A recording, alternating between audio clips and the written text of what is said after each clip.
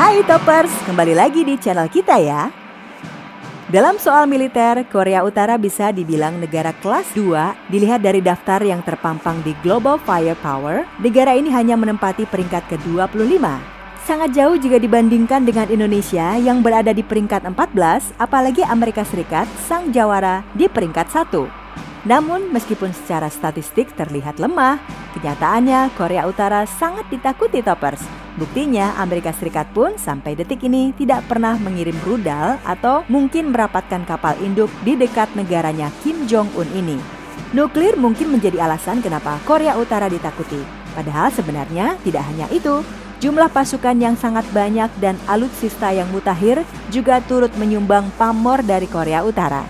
Selain itu, negara ini juga memiliki banyak pasukan dengan skill level 2 alias di atas tentara biasa.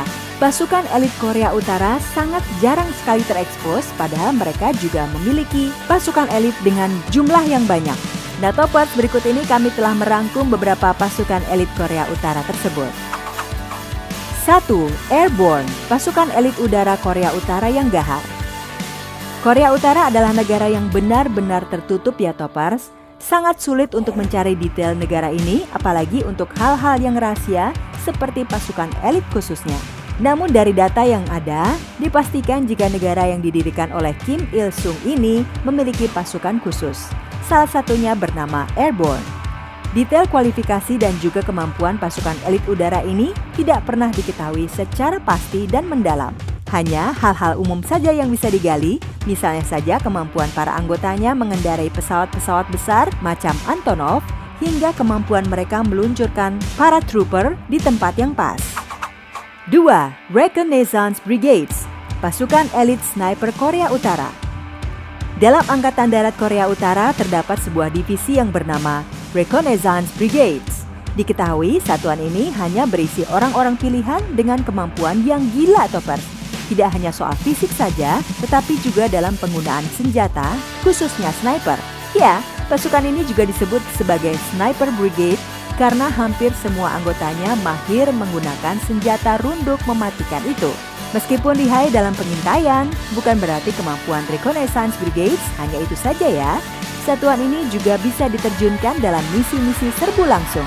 Tidak hanya aksi militer, pasukan khusus ini konon juga mahir dalam intelijen. 3. Light Infantry, pasukan elit dengan kemampuan menggila. Light Infantry ini secara umum hampir mirip dengan Kopaska karena kemampuan amfibi mereka.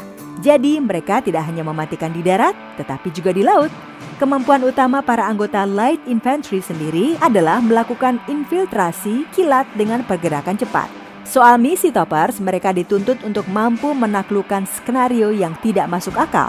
Seperti contohnya menguasai markas besar musuh dengan cepat hingga menghancurkan pusat-pusat pengembangan nuklir. Pasukan ini konon yang paling dimanjakan Korea Utara dengan berbagai peralatan tempur yang sangat oke. 4. Maritime, pasukan angkatan laut khusus yang mumpuni.